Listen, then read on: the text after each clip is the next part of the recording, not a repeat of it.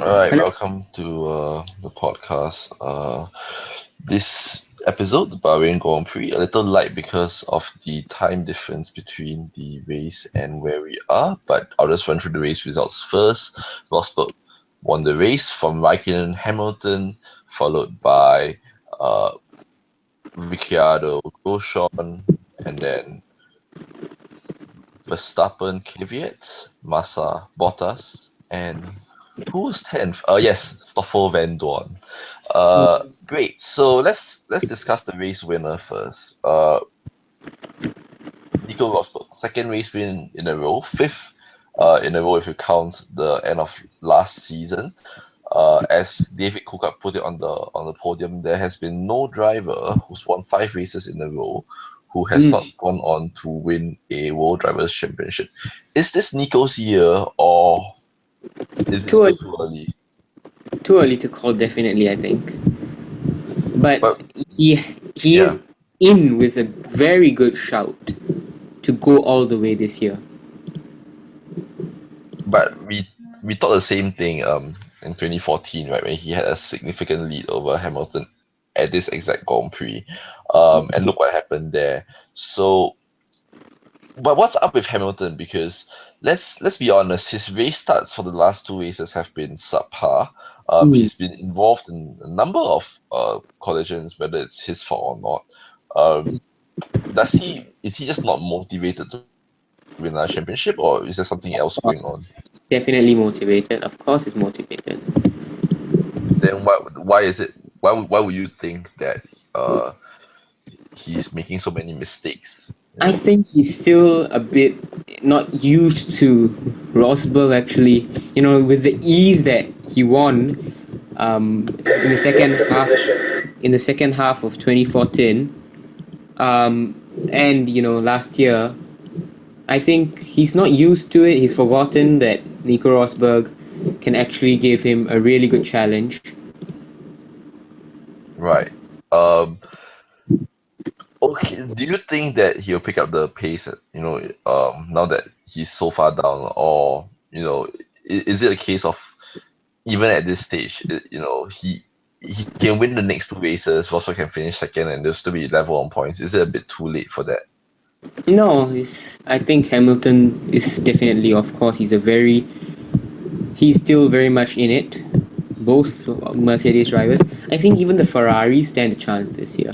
Let's talk about the Ferraris though, because for the second race in a row, they've experienced a little bit of a turbo issue or engine issue. This time on Vettel's car, he didn't even make the start. He was out by the Um, warm up lap. So, I mean, we say it's early days yet, but as we all know, retirements cost championships, right? So, honestly, do you think that Ferrari's title challenge has already, been jeopardized by the fact that two of their drivers failed to finish the first 2 races?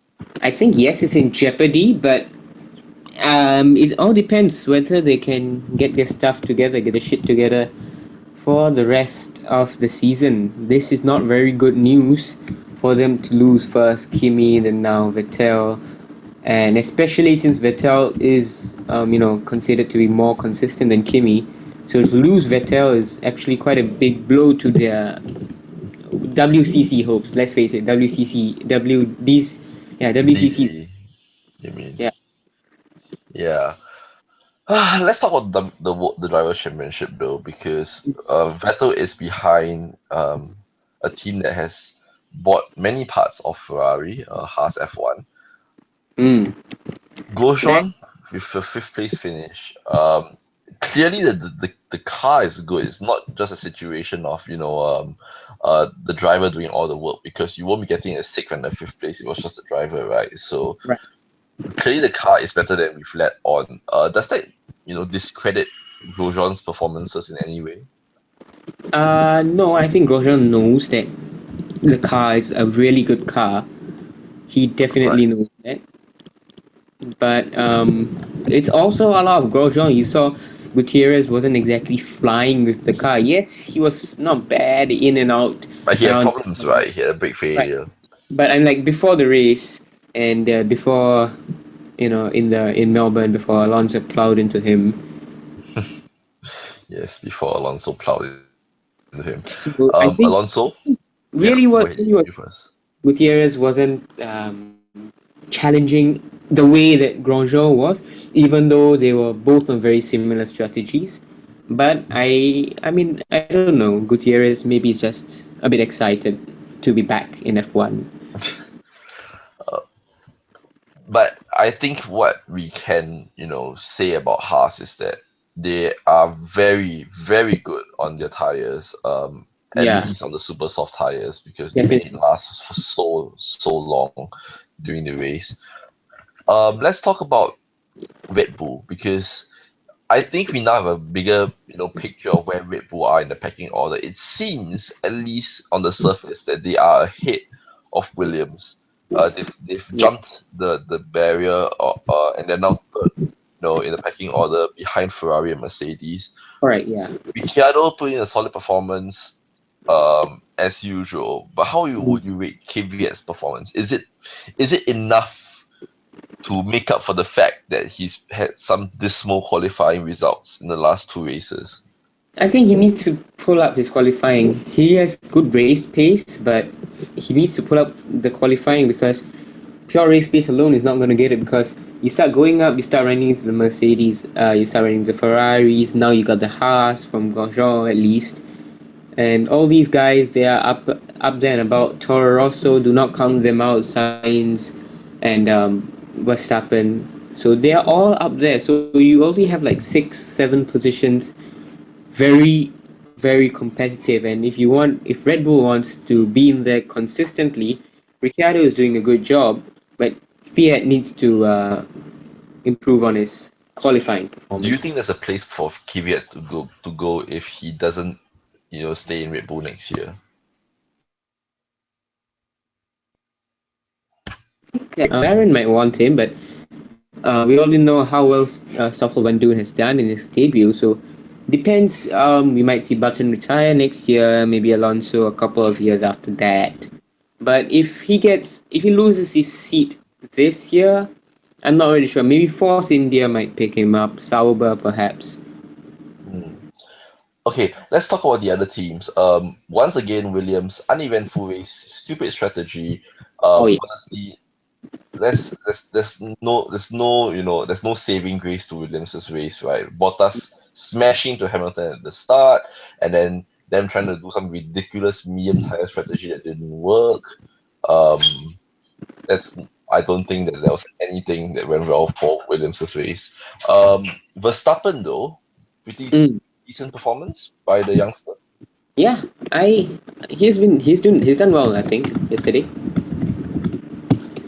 Do you, do you think that science would have been up there if he hadn't had that failure, or was Verstappen just a class in a class of his own? No, I think Science would have been there as well. Okay. That's good, Um, almost as good as Verstappen, I think. McLaren scored their first points Well, this race. so let's see. Uh, Stoffel Van Don, Stoffel Doon. yeah, scored his first points. As a stand-in for the injured Fernando Alonso. McLaren's pace seems to be better than last year, that's for sure. Button claims that he would have been sixth or seventh if not for the fact that his car broke down. Do you think that's a fair assessment of where McLaren are, or is Button exaggerating? I think he could have made it easily. He could have made it yesterday. Button also, Alonso definitely. I think, but um, I don't know whether maybe Van Doon brings something new to the table. That kind of passion, that drive. Well, I'm not endorsing anything Herbert said, but there is definitely a difference in the passion and drive of someone who's been there, done that, and is getting a bit jaded of the results, and between someone who's just getting his very first F1 drive. Uh, So yeah, no, I completely agree, but I don't think that is a discredit to Alonso by any means. I mean, honestly, until Van Dorn gets more experience, until we see him in the car a bit more, there's no reason to replace Alonso with him. And if anyone should go, in my opinion, it's Button. Yeah. So yeah, so that's McLaren. The other teams, Renault did okay, I suppose, with Magnussen in 11th. Palmer not starting the race as well. Uh, Mm.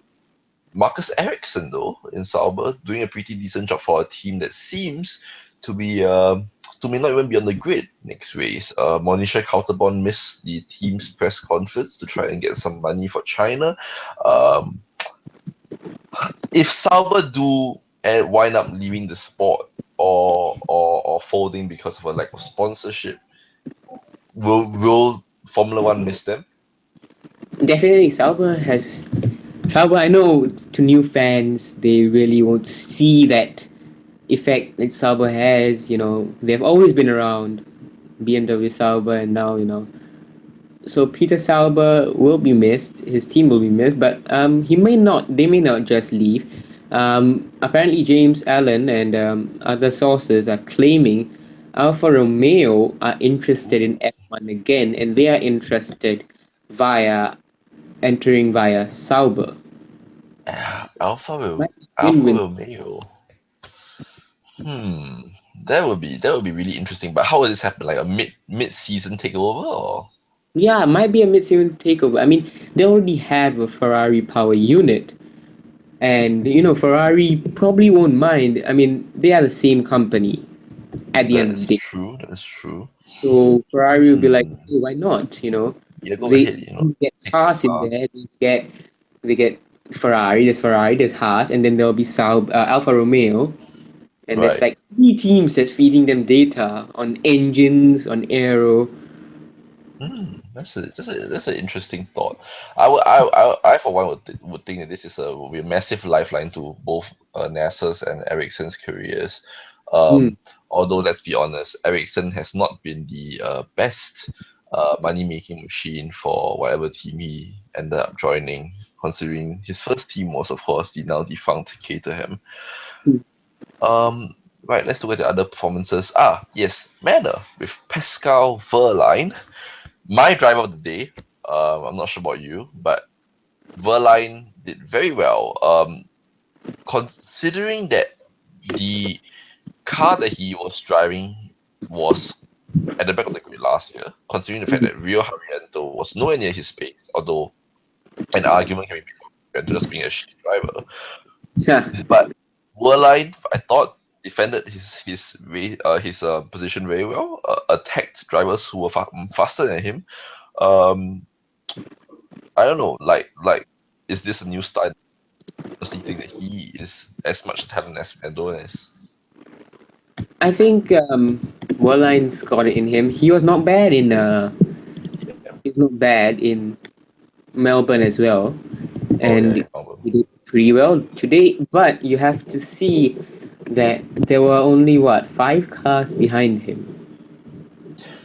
Yeah, but I mean, the Manor is not as slow as it was last year, Yeah. and but it's still it's still a fairly slow car. It's not the best car on the grid. So I don't know, like it still seems like a fairly impressive performance to me. Especially because if you look at the relative speeds on the speed trap Yeah. of the Manor, they're doing really really well in terms of the straight line speed of the car. But the fact that they have no lap time to back up the fact that they're so fast on the straight seems to just suggest to me that their downforce is severely lacking. Right. So for Worldline to like be able to handle a car like that, wrestle it into positions that are much nearer to the points than Manor has ever consistently been in their entire time in Formula One. I thought it was an impressive performance. Good. I mean, sure. Werline has showed something of note, but I'm still not as bought over by Werline. I mean, sure, he was really good. I have to admit, but we also Not need to look not at the not rest of the brilliant. situation. Yeah, Yeah. nothing brilliant it seemed to me. All right. And the last team we're going to discuss, Force India. What a dismal race by Force India. Holy cow! That was He's very poor. that was a race that reminded me of the Force India of old. You know, Oh the yes, when they first joined the sport, and they were consistently at the back and lagging behind all the other teams and making poor calls and running all over the place with physicality. right. Wow, how did they fall from being so, all these part of the midfield in Melbourne to being so far down in Bahrain? I think maybe it's the money problem. Doesn't seem they have developed the car very well over the break. Yeah. Do you think that this lack of performance is going to continue into um, China, right? Yeah, China, or will do you think we'll see a resurgence from them next race? I think we might not see anything for them for the whole season. In Oh fact, dear, I mean, that's all of a that's a sudden, harsh statement. last season you saw Force India miles ahead of McLaren, and I'm seeing this from these two races. I think McLaren's going to finish quite a bit ahead of them this season. Okay. Um, let's move away from the race itself, because let's be frank, after the first 20 laps it was a fairly boring race. Lots of good battles at the start, but fizzled out towards the end. Let's Yeah, talk about what's been going on behind the scenes in Formula One. A lot of politics, in fact, starting with, of course, Vettel words and Button signing a letter representing all the drivers, saying the sport is broken and needs fixing.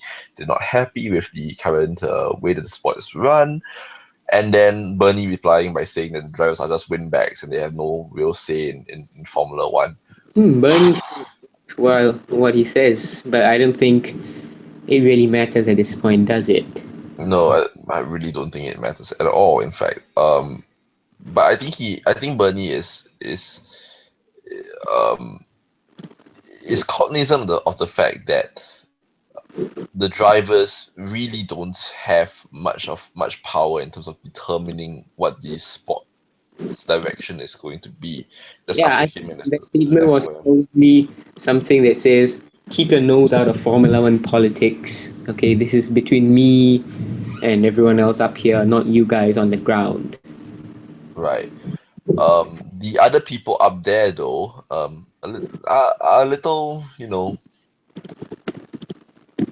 egotistic, dumb. I don't know, but they wanted to keep elimination qualifying, Yeah. and then when everyone protested, they're like, you know what, we're not going to give you the option to move back, and then now they want to have an aggregate qualifying system, Uh, which it's better than elimination qualifying, but no, yeah, I agree it's better than elimination qualifying, but it's not correct. It's not, great. I mean, yeah, it's I don't think that it's gonna create any more excitement than what we already had in 2015. yeah, I don't know, like, and it does seem like Formula One is just um shooting itself in the foot, with just because definitely. a lot of people at the top. I was quite miffed when I found out about this decision that they have made, and it feels annoying to me because I like Formula One. Formula One's No, yeah, of course. and to see these people, just not willing to let go of power, and they just want to prove that they have power. That's all they want to do, nothing to improve the sport, which is It's quite disappointing to say the satisfying. least. Yeah. And then, of course, more bad news for fans. Sky having an Yes. exclusive deal with Formula One after 2019, and beyond that, the removal of mods and game modes from That seemed really stupid for me. I'm like, what are you trying to gain by doing that? Are you really is it really that huge of a source of revenue that you're missing out on? yeah. I mean, it's what I find intriguing about the way the sport is run right now is that Formula One is owned by FOM, but FOM is owned by the CBC, and it Mm. seems to me like the we're giving too much power to the people who see Formula One as a short-term Business. profit-making venture. Mm. And the problem with that is that they, they are completely out of touch with social media, with the way the sport should be run, the way fans Hey, think. Jean Todd reads the social medias a lot, you know? Yeah, I don't know what he thinks social media is. But LinkedIn. maybe LinkedIn, maybe web pages and news articles. Oh, yeah. But I think he actually browses social media at all. Yahoo News. So yeah, the sport.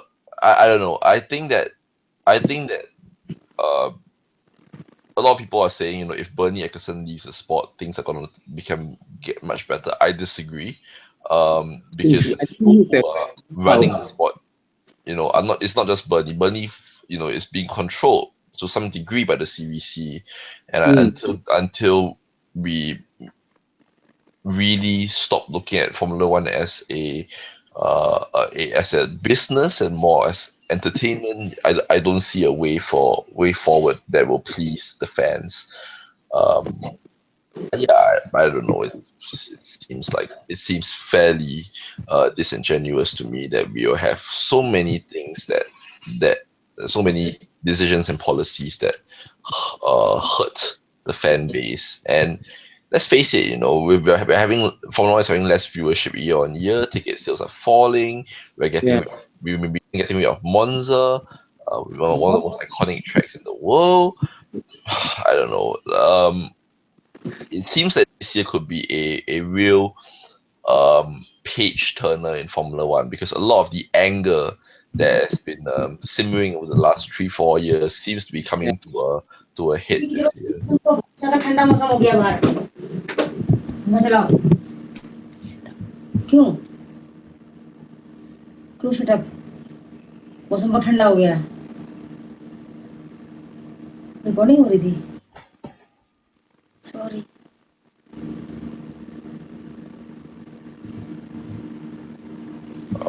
Right? Yeah. Okay, so but yeah, so it seems to be coming to a head this year. Don't I don't think that I don't think I think hopefully by the end of this year there'll be a resolution, because I don't see this tug of war between all the parties Being continuing for another year without something drastic happening. So I yeah, hope that's my view on the state of F1 at the moment. I won't be around for China because freaking military. I'll be held by the government against my will. So let's talk about our predictions for China. We did our predictions for Bahrain. It seems that I am the most accurate at predicting at a whopping 28% accuracy. That's how accurate our predictions were. The highest accuracy was 28%. I Uh, anyone saw Kimi ahead of Vettel. I Surely. did.